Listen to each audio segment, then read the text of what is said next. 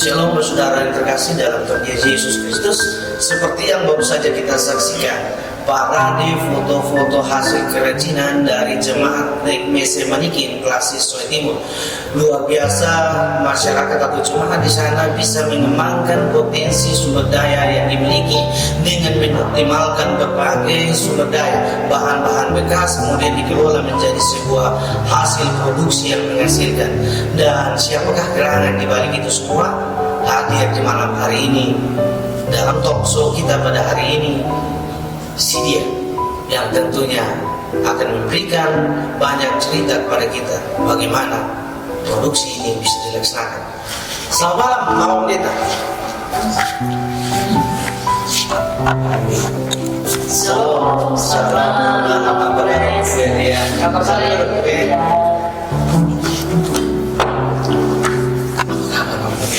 Puji Tuhan, kabar baik. Ya, baik saja atau sangat baik? Sangat baik. Yakinkan sangat baik. Dari senyumannya kami bisa tahu, kita bisa lihat ya, pemirsa, Mama Pendeta luar biasa dengan senyuman yang ada memberikan inspirasi tersendiri untuk jemaat di Nekmese Manikin. Dan seperti yang tadi di awal saya sampaikan, Beta sampaikan untuk kita semua, ini dia aktor di balik itu semua, Ibu Pendeta Wasti Kasem STH. Betul ya? Kalau tidak salah. Biasa dipanggil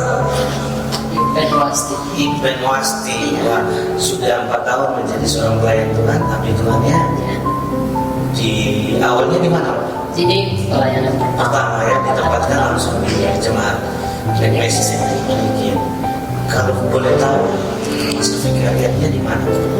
Saya menjalani masa vikariat itu di Jemaat Kimit Ilim K6 Mana? Klasis Kupang Timur. Oh, di Kupang. Kupang Timur berarti ya mau koneksi di dekat Wesau di situ. Tidak sekitar itu campur. Iya. Luar biasa. Dan hanya ditabiskan di tahun 2018. Ya. Luar biasa. Dan hari ini kita sudah bisa berbuat untuk saudara kami di Soe, tepatnya di Nekmese Manikin. Ini tempat pelayanan pertama. Tempat pelayanan pertama. Bulan Mei ini tanggal 25 pas 4 tahun 1 periode. Luar biasa. Dengar-dengar Mama juga ini founder dari Kube Nekmese, betul Pak? Ya, Kube Nekmese, kelompok usaha bersama Nekmese. Ya. Mama, kenapa sampai bisa untuk kelompok? Ya, jadi pertama ketika saya berinisiatif untuk membuat kelompok usaha ini, tentu kita lihat dari keadaan jemaat yang notabene berpenghasilan rendah. Tentunya dari situ muncullah pikiran bagaimana supaya dibawa dalam persidangan jemaat, digumuli bersama dalam persidangan itu. Kami saling tukar pikiran satu dengan yang lain, saling kasih kuat satu dengan yang lain dengan ide ini. Apakah diterima atau tidak, itu semua ada dalam persidangan jemaat. Dan akhirnya menjadi sebuah keputusan dan itu harus dilakukan adanya pelatihan kelompok usaha ini, khususnya kreasi sofa ban bekas.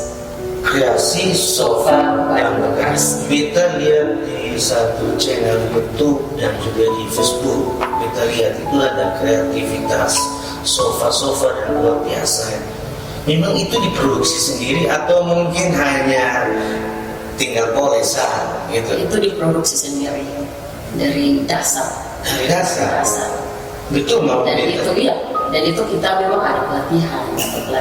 Dapat pelatihan dari siapa? Dari kebetulan itu kenalan beta dengan suami, namanya Kakak James Tuke dari Kupang. Ya. Tapi orang dari mana? Orang sana juga. Orang Soke juga, Ya. tapi besarnya di Kupang, lahir besar di Kupang. Dan kemudian Kakak James ini memberikan pelatihan kepada jemaat di sana. Bisa balikin karena sudah diputuskan dalam persidangan. Dalam persidangan. Nah, kalau kita lihat, apakah memang kreativitas atau produksinya itu hanya sebatas sofa atau ada berapa macam jenis produksi? Iya. Ada beberapa jenis usaha dari Kubenek Mese ini. Selain kreasi sofa ban bekas, itu ada modeler, ada seni rajutan, ada pembuatan kios gereja, ada teknika tradisional, usaha pertanian dan juga perikanan. Ya, dari sebuah usaha itu ada yang sudah berjalan, tapi ada yang belum. Ada yang berjalan, tapi ada kendala juga. Itu kendala apa? Misalnya seperti seni rajutan, tas dari Kalikur itu, mama-mama di sana sudah mulai membuat, sudah mulai menenun itu, tapi kemudian tidak terjual karena memang pemasarannya kurang. Ya. Oke, Pak Saudara. Jadi ini baru kita dengar bahwa produksi dari Kubenek Mese ini bukan hanya saja sofa, tetapi ada beberapa, ada modeler, ada seni rajutan, ada pembuatan kios gereja untuk pemberdayaan ekonomi sana. Tetapi yang seperti dikatakan oleh Mama Pendeta untuk khusus untuk seni rajutan, itu memang produksinya belum bisa optimal karena memang pemasarannya masih kurang. Jadi pada kesempatan ini untuk teman-teman, untuk Pak Saudara, silakan nanti sebentar kontaknya kita share di layar biar kalau ada teman-teman atau saudara-saudara yang membutuhkan bisa order lewat nomor kontak yang akan kami bagikan. Dan tanpa kita sadari ketika kita berbelanja, kita order, maka kita sudah membantu saudara kita di Mese. Oke, Mam Pendeta, karena sampai Kubenek Mese dari kelompok ini tiba-tiba dia bisa Mama punya ide, punya konsep untuk dia bisa jadi sebuah kubek. Karena saya berpikir kalau hanya sekedar pelatihan, dan orang muda di sana tahu, lalu kemudian tidak dikembangkan, tidak dibentuk dalam sebuah kelompok usaha, maka pasti tidak akan berjalan.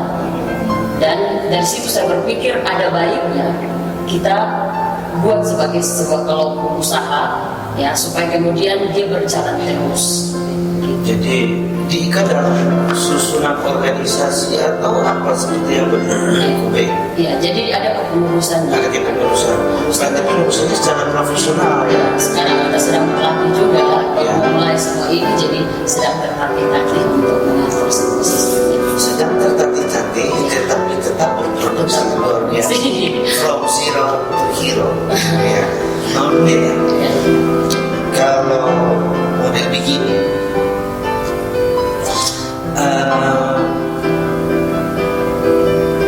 Awal ceritanya tadi sudah digambarkan kepada kita, tapi kali ini ditemukan di bidang sedikit awal mula dan bagaimana responnya sehingga memang pendirian Kube ini sangat-sangat dibutuhkan. Ya.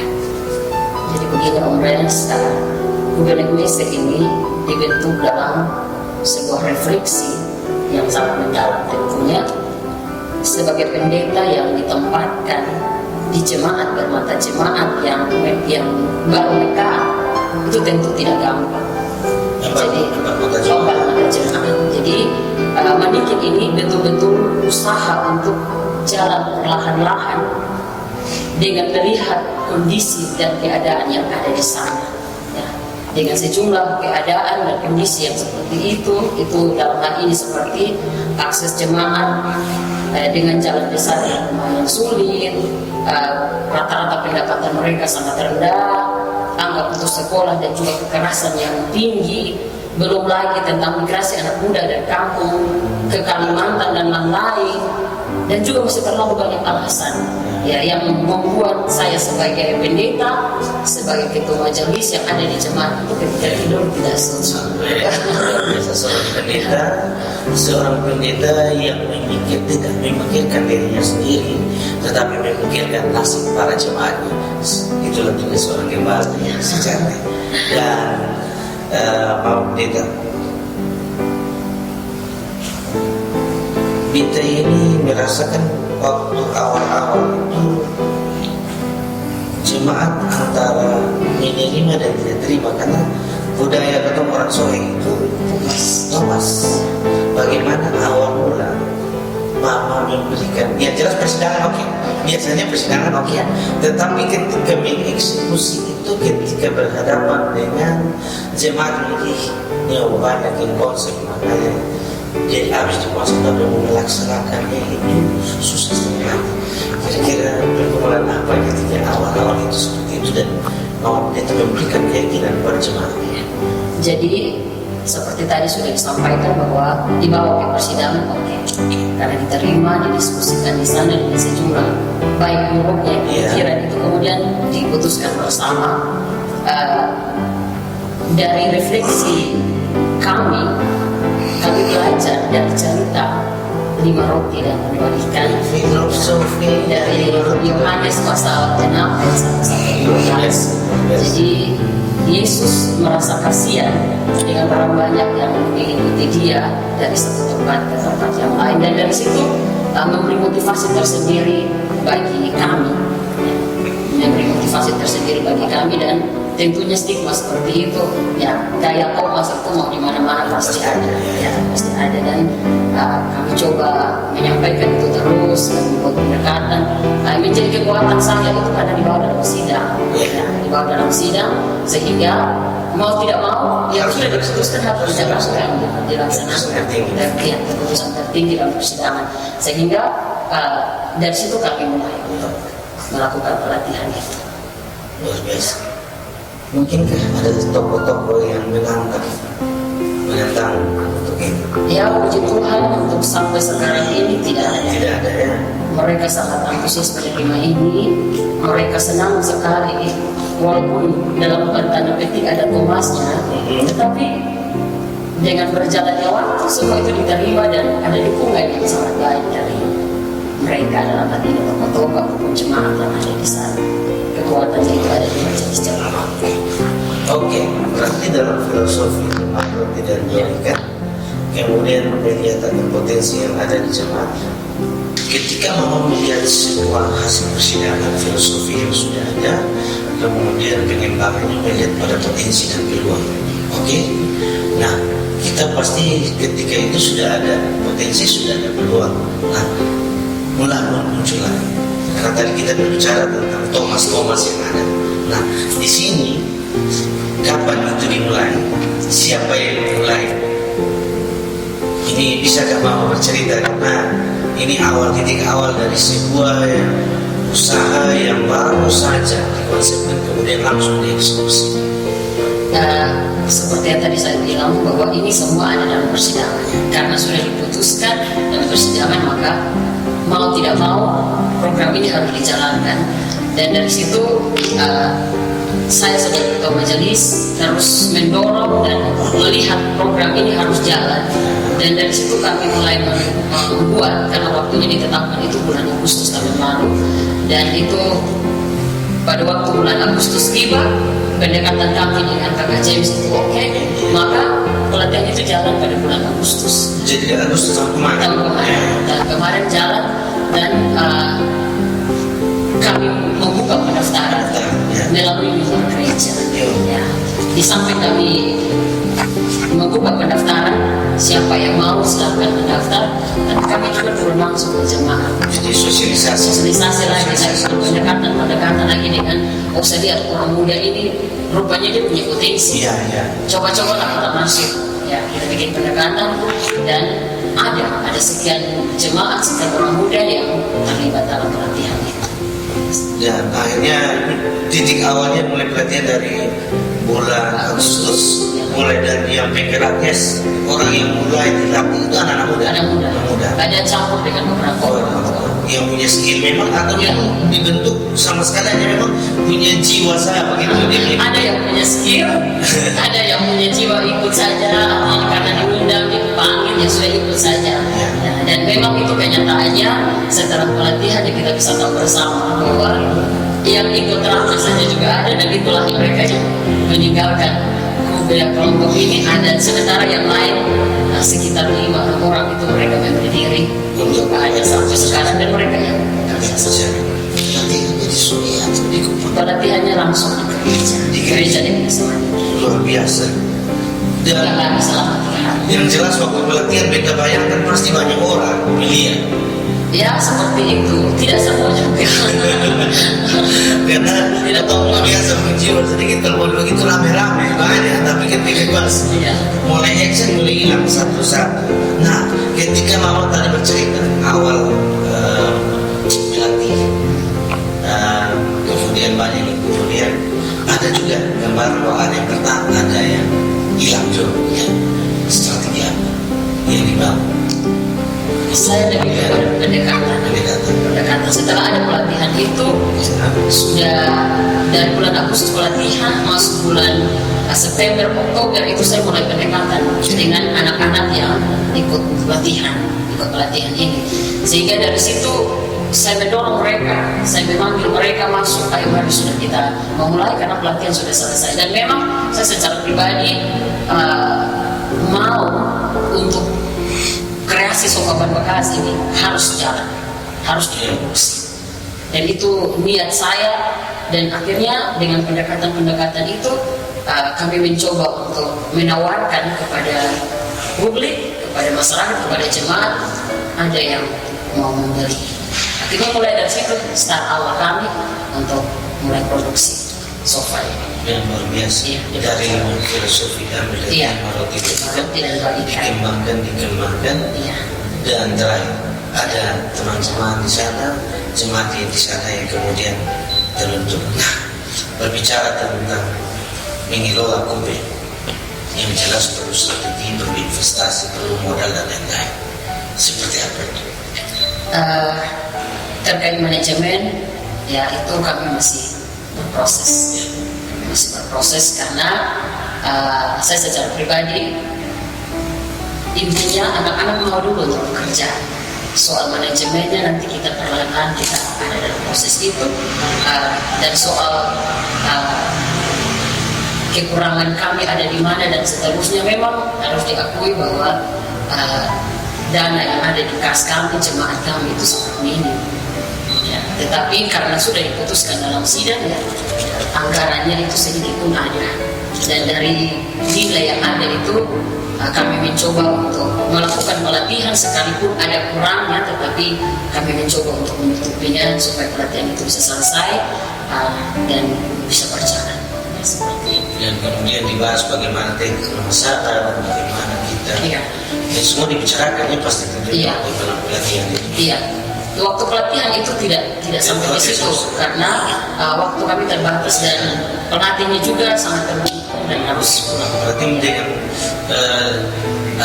sendirinya kami mulai dengan ilmu yang didapatkan waktu itu, semangat yang ada dalam diri kami mendorong anak-anak untuk jalan saja. Pelatihannya 3 hari itu, setelah itu pelatihnya tidak datang lagi dan mulai mandiri. Iya, mandiri. Luar biasa apresiasi untuk jemaat di Negeri Sedikit Mampir itu. Apakah semua jemaat antusias untuk mengikuti kegiatan ini?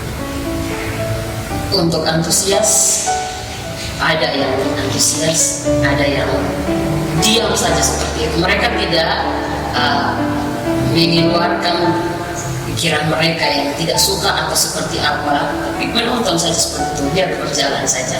Dan memang ada dukungan baik juga, pertemuan baik juga baik dari majelis jemaat dan juga para tokoh di sana. Dan sampai hari ini karena ada orderan yang banyak, akhirnya dengan sendirinya jemaat para tokoh itu mulai menerima bahwa ada yang baik di sini dari produksi kreasi support generasi.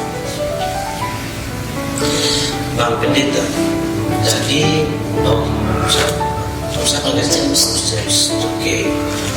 James Tuge yang kasih pelatihan, dan pelatihannya di gereja. Nah itu dia punya barang, artinya waktu pelatihan itu kan ada di barang-barang produksi, misalnya ada di buka apa semua itu disiapkan oleh siapa dan bagaimana sampai bisa jadi begitu? Iya, itu kami pakai dana yang disiapkan gereja. Iya, mengoptimalkan dan kami belanja bahan-bahan sesuai waktu itu. Dalam pelatihan itu hanya dua model. Jadi dengan dana itu kami mencoba untuk membeli bahan-bahan dan bisa jadi set. Jadi pelatihan memang total selama 3 hari. 3 hari itu 24 jam atau? Ya, 24 jam. 24 jam. Hanya hasilnya masih tersimpan. Ada di Pastori. Ada di Pastori. Jadi kalau ada yang berkunjung ke Pastori. Jadi kalau yang kita buktikan nanti waktu Pixel kita akan mampir di jemaat Nekmese Manikin, kita ngopi di sana dan kita sambil duduk di sofa hasil kerajinan perdana. Oke. Pendeta. Iya. Badan usaha milik jemaat. Maksudnya kemana ini? Ya. Jadi karena ini dibawa dalam persidangan, pemberdayaan ini murni untuk jemaat, maka ini menjadi milik jemaat. Badan usaha ini menjadi milik jemaat. Ya, jadi seperti yang saya bilang di atas bahwa ada biaya yang dikasih dari kas gereja, dan dari hasil produksi itu, dari hasil penjualan itu, dalam kesepakatan kami 10%-nya itu wajib masuk ke kas rutin sebagai perpuluhan. Lalu kemudian 50%-nya lagi itu masuk ke pemberdayaan sebagai modal belanja bahan-bahan sofa. Yang ketiga itu sisanya 40% itu menjadi uang kerja. Jadi kalau misalkan mereka 4 orang yang kerja, ya upah 40% itu mereka bagi semuanya. Apakah sampai dengan hari ada tambah tenaga kerja atau tidak? Untuk sementara memang hanya 4 saja. Ada pimoloi-moloi, aku bilang, beta cuma Malu-malu, karena mungkin setelah lanjut keluar, mau masuk kembali, juga pikir-pikir. Tapi kami coba terus dorong supaya mereka terlibat. Nah, harapan tadi hasil produksinya, pembagiannya sudah jelas, semua sampai di gereja untuk modal dan untuk upah. Ya. Nah, yang jelas dari produksi itu badan usaha milik gereja punya sebuah tujuan, punya outcome, tentunya diharapkan. Kira-kira apa saja itu? Ya, jadi tujuan dari kelompok usaha Nekmese Manikin ini yang pertama yaitu menciptakan lapangan kerja yang mandiri dan berkesinambungan. Itu yang pertama. Yang kedua, membangun ekonomi jemaat yang berbasis pada kemampuan sendiri. Yang ketiga, memberikan peluang kepada keluarga miskin yang tidak memiliki kemampuan untuk memperoleh modal dari pihak lain. Yang keempat, mengembangkan dan menghidupkan potensi ekonomi lokal di wilayah tempat tinggal sekitar keluarga miskin. Dan yang kelima, mengutamakan pelayanan kasih. Jadi orientasi usaha ini benar-benar untuk kepentingan banyak orang sebagai ekspresi iman kepada Tuhan yang adalah sumber berkat. Dan saya sendiri sebagai pendeta pun sering berbuat tidak kurang. Amin, luar biasa. Kemudian dikasih ke jemaat, luar biasa, tekadnya luar biasa dan sebuah motivasi untuk kita semua, tidak hanya untuk mama pendeta yang lain, tetapi untuk ketong-ketong semua tokoh-tokoh gereja, penggerak-penggerak gereja. Sekiranya apa yang disampaikan oleh mama pendeta ini memotivasi kita dari sesuatu yang awalnya hanya sebuah angan, kemudian diaktualisasikan dalam sebuah perbuatan dan punya komitmen tentunya ya, bertahan sampai dengan saat ini.